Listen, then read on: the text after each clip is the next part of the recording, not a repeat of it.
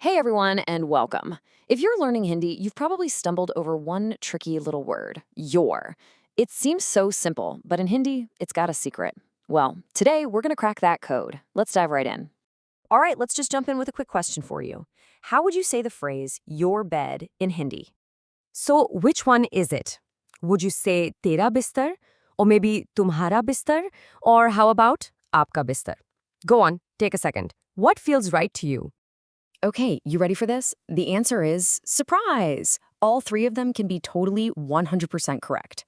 So, how is that possible? Well, that's exactly what we're going to figure out. The whole mystery really starts with one key idea.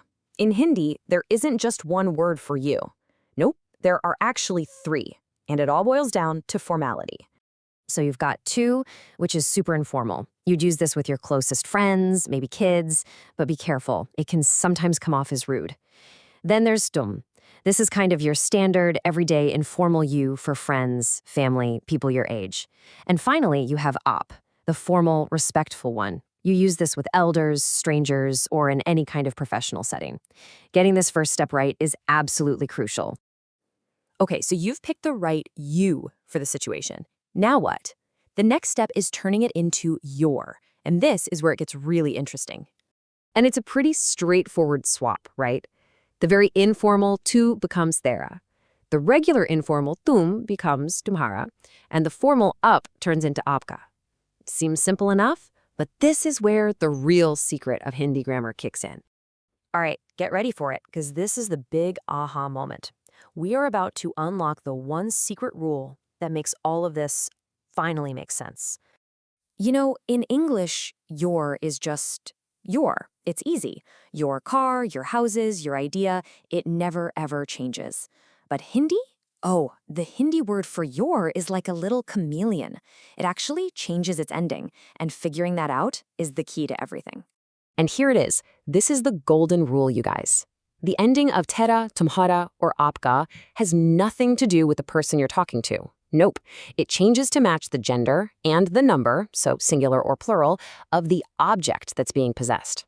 It's all about the thing, not the person.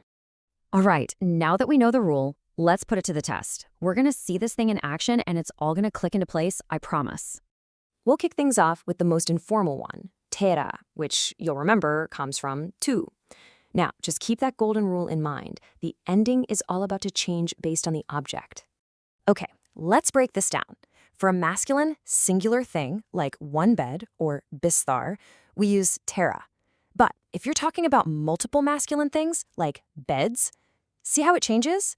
It becomes tere. The ending flips from an a to an e.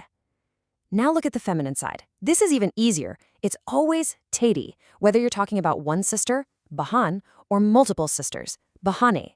If the noun is feminine, the ending is e. Simple as that. Now, here's the best part. You've basically just learned the hardest part. That exact same pattern of endings, it applies perfectly to our next word too. See? It's the exact same logic. Tumhara for a singular masculine object like your bed. Tumhare for a plural masculine one like your beds. And tumhari for all feminine objects. The base word is different, but that ending rule, it's identical. I think you know what's coming next. Let's look at the formal version, Aapka, and you'll see this beautiful pattern lock into place one final time.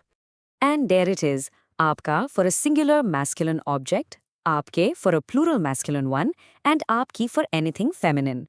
This consistency is what makes the rule so powerful once you've learned it. So, what does this all mean? It means you now have a linguistic superpower. You've cracked the code. Let's just do a super quick recap of the steps. It really just boils down to a simple two-step process. First, decide your level of formality and pick tera, tumhara, or aapka. Second, look at the object you're describing. If it's singular and masculine, you use the a ending. If it's plural and masculine, you use the a ending. And if it's feminine at all, singular or plural, doesn't matter, you just use the it ending. That's it. That's the whole game. You know, you started this wondering how one little phrase could have three different translations, and now you have the secret. You get the Hindi logic of formality and possession, so the only question left is, what will your next sentence be?